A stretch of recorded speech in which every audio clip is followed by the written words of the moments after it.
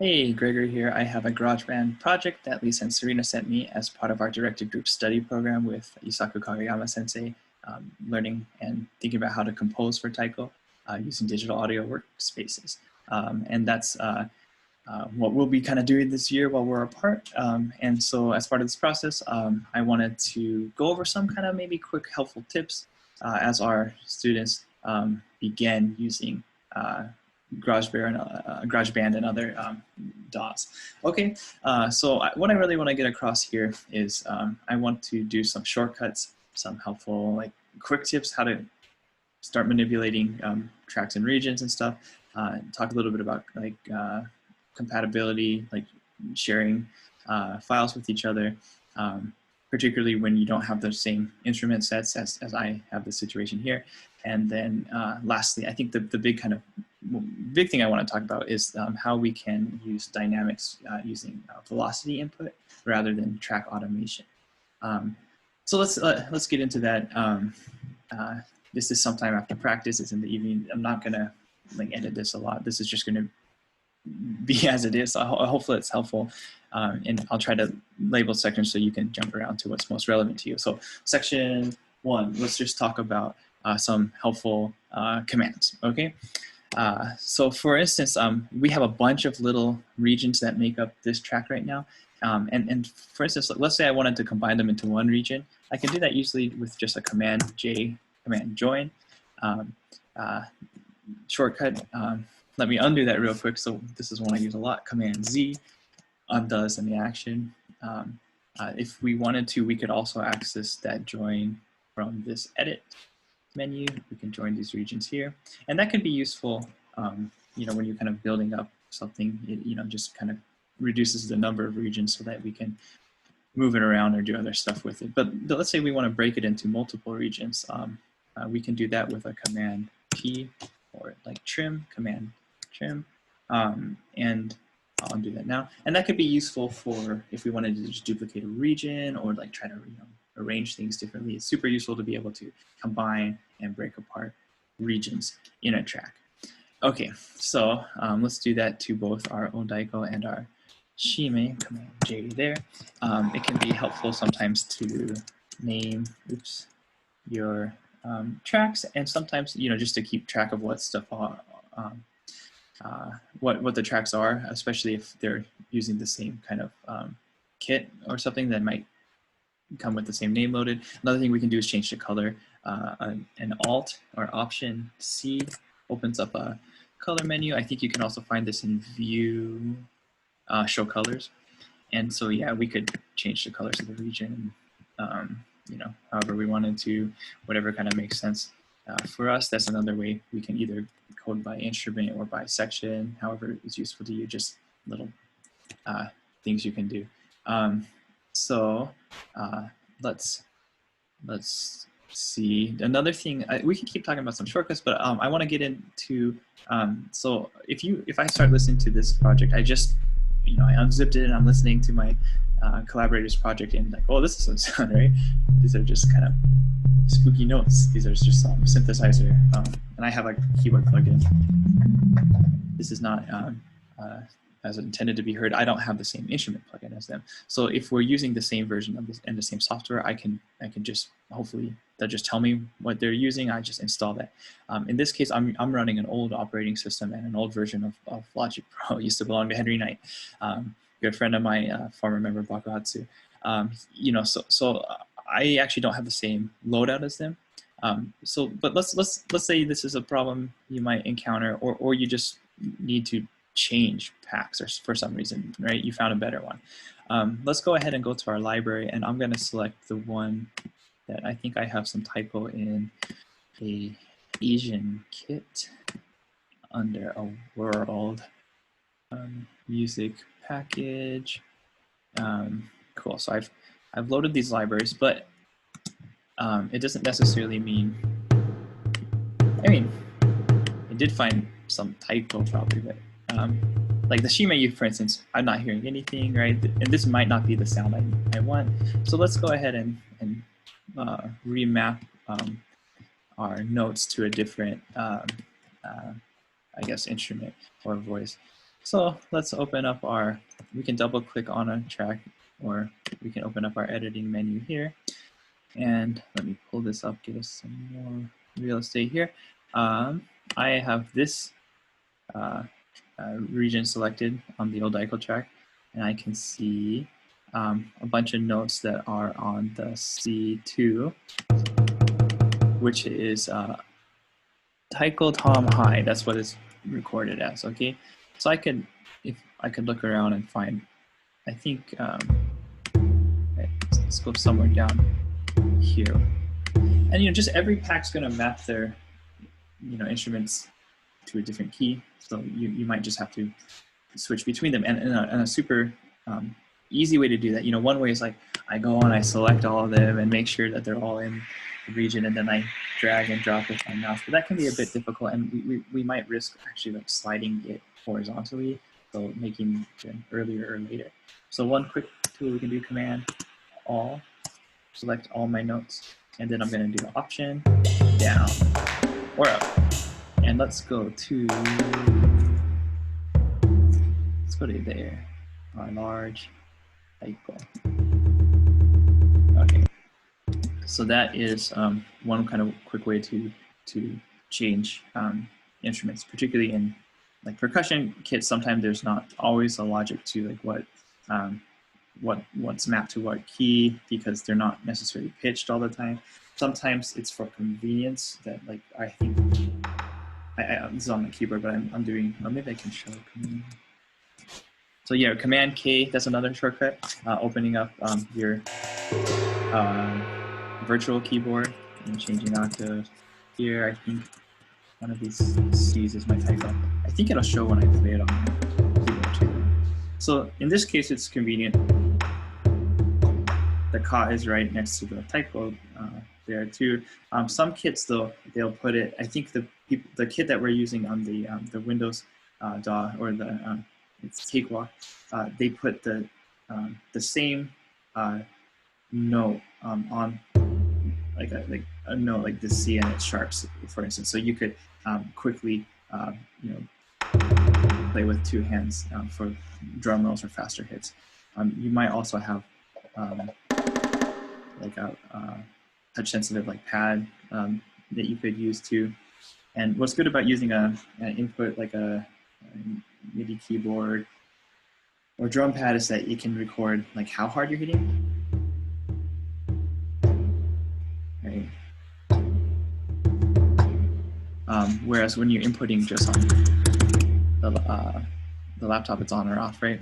But we all have kind of different setups and stuff, and we're going to need to, whether you've inputted it with a keyboard or with your computer keyboard, you might need to edit the velocity or how hard we're hitting the drum. And that's kind of what I want to get into with the kind of the main part of what I don't know, this video. And so let's do that with, let's do that with both. Let me quickly do the same thing to the Shime, just quick review. So, oops. I want to, so, oh yeah, so here's what's happening. I don't think there's anything mapped at, so the reason we're not hearing Shime being, oh yeah, if you ever need to mute a track, you can just click here to mute it, or if you just want to solo a track, it's that other button here. So what's going on, I think, with our Shime is it's mapped to a key that has nothing on it. Oops. So let me, where are they? Hello. Okay, so let's get all these notes, Command A, and then I'll Option up. There. It says Shimi Taiko, so I just like the spelling. But yeah. Okay, so we've done that to our Odaiko and our Shime. Okay, sorry, one more kind of thing I think that would be kind of useful at this point is also kind of getting or picking kind of an instrument voice. And this is one of the things we're trying to address today is too. Is like doing something. You see kind of that machine gun effect where you have a bunch of eighth notes in a row, doesn't necessarily sound great on a digitally rendered. One thing we can do is look at our equalization or our just our smart controls. A lot of times these kits come pretty like loaded high on the reverb. Turning this down is kind of makes the space a bit cleaner. It feels smaller but cleaner. You can turn down that ambience too. But also, I think as you start, somewhere as you're getting into writing, you might also, like early on, want to kind of pick the voice, before you lay down everything that's going to work for you, right? So I think this tuning control is actually pretty helpful. Like this, the way it came loaded, the shimei kind of sounds a bit like flat or like a little bit not tied to me. So I might pitch this up a bit. It always sounds funny, like as your brain adjusts to one and you turn it up, but you can kind of pause and start it again. Listen. Yeah, that's about the voice I want. I can add more body or head with this kind of tone tool. I think we don't need to do that. Maybe I'll put a little bit of slacking on the head. You can do that. You can do a lot more with reverb or EQ using kind of more advanced controls. But I think just these smart controls are just really good to keep going and just pick something that sounds right. Yeah. So for this old Taiko too, let me select the right one. I might even pitch that down. Probably not a lot. Soloing the track. Yeah, it sounds a bit too much. But I might. It's a large drum. It's got a big body. I might want to add some more kind of lower sound, but like this body sound. Oh, and I'm definitely gonna want to turn this reverb down. All right, but yeah. So this is kind of a quick dirty trick to get these instruments kind of sounding the way you want. It's so sometimes you just finding the right mapping, and then once you found one that's close, it's kind of fine tuning it to the sound you want. All right. Ooh, I think when I switched the libraries out, I wiped the automation data. I don't know why that happened, but that's what I want to address next. Is that so the way that our composers, were able to change the dynamic, sound, how loud these instruments are playing was by using this automated data. For instance, like a crescendo, you can say, okay, I just want this to play, get louder. I'm moving up that dial. See, you can even see it, I think. Yeah, look down here. All we're doing is we're automating. We're saying, as this, progresses in time, I move up this slider on volume, right? But that doesn't really change how the instrument sounds, right? All it's doing is making it sound like it's coming out of the distance, is getting closer, it's getting louder in the mix, right? But when you hit a drum, it sounds different depending how hard you hit it. There's just kind of a science to that too. The more energy you put into that vibrating head of a drum, you can get different types of waves that are generated, right? And some of these waves don't appear unless there's enough energy that's inputted, right? You hit it hard enough, right? And so you do get different harmonics or different just sounds when you hit the drum at different volumes. So that's what we're going to move into next. Is this section is going to be about how to use velocity instead of track automation to give dynamics to these songs. So let's do it with the, let's see. Let's do it. I want to do old Taiko first because I think, so first let me show you where I'm going to go to view velocity.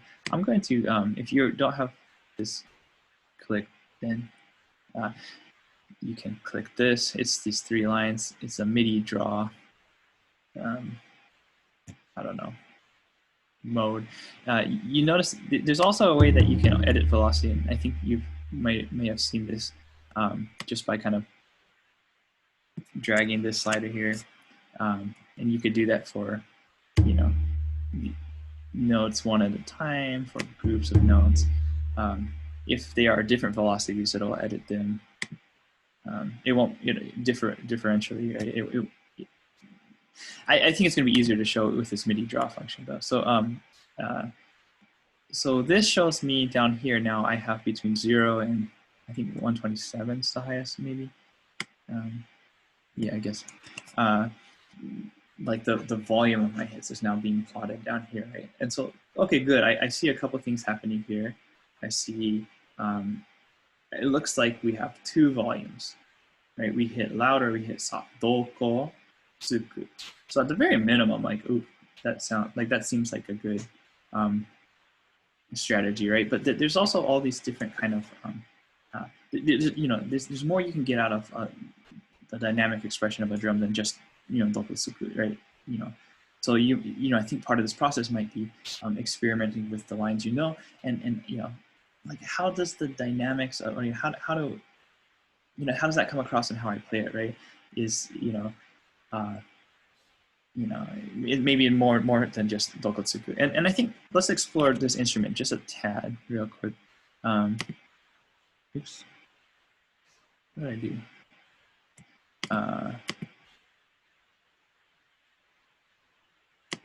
Okay. Oh, sorry. What did I do? Oh, I just unselected it. Okay. Why's my keyboard not working?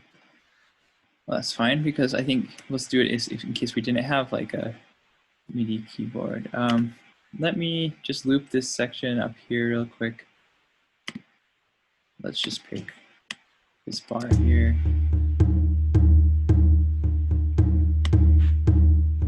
So I want to really quick show a couple of ways to MIDI draw. You can draw a line. You can draw, for a crescendo, you can, not right. I'm using a trackpad. So, by just drawing a line, you can make them match the line. You can also drag them up and down, and it's kind of nice that it kind of scales it non-linearly. Like, if I reduce the volume, the louder hits get more soft than the ones that are already soft. So you can kind of play around with volumes this way, dragging around them individually or by drawing a line in the MIDI draw. Let me undo all that. And so what I also kind of want to play around with here is, let me get you back to the normal first. And then, so for these instruments,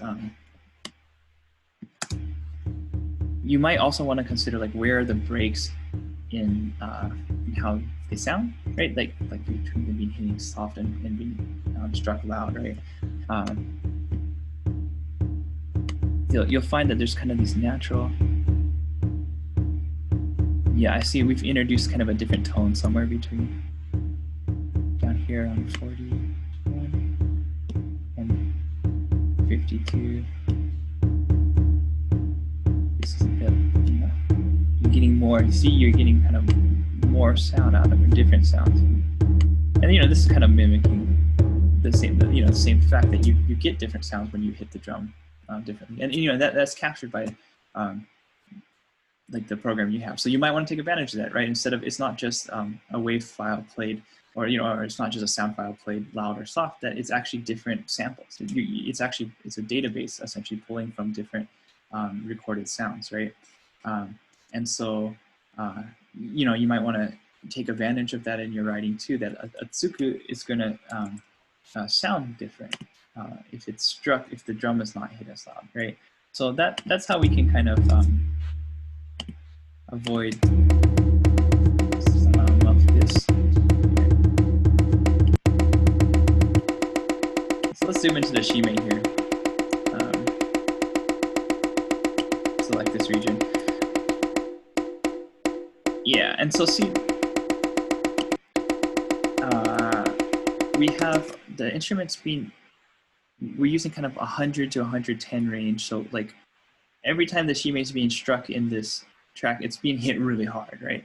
Like, mezzo forte or forte kind of, maybe even fortissimo. But we can get a really different sound, right, if we just don't hit it as hard, right? It's not that we've not just change how loud, how many, it's not like we just up the volume, we change the sound. So that, so it might be helpful to, think about inputting velocity that way. Yeah, so particularly for like, for where it fits in the context of this song, this beginning's like kind of this nice slow build, right? So you might, maybe it'd be good to like, maybe this section, yeah, like I see you have a natural break here.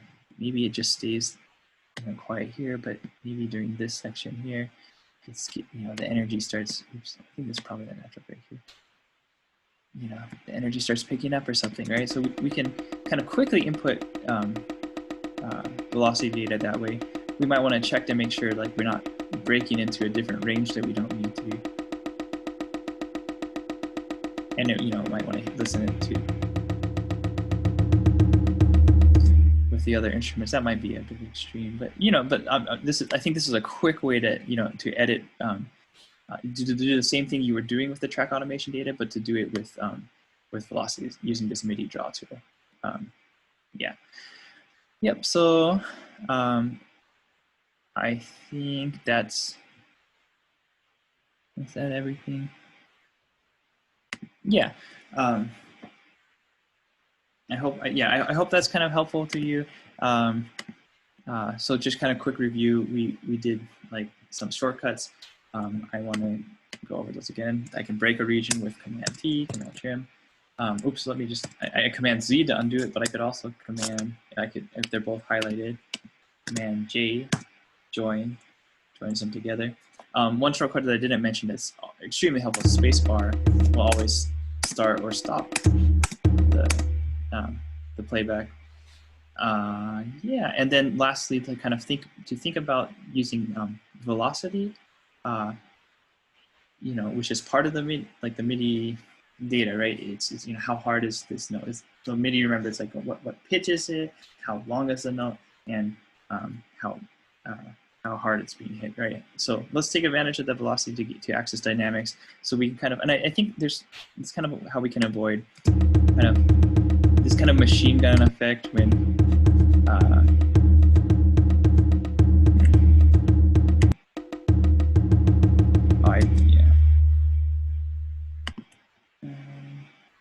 if you have a bunch of notes that are, that's fine, never mind. I don't want to do that. Anyway, yeah. So yeah, hopefully this kind of helped a bit. And keep up the good work, everyone, and catch you next time.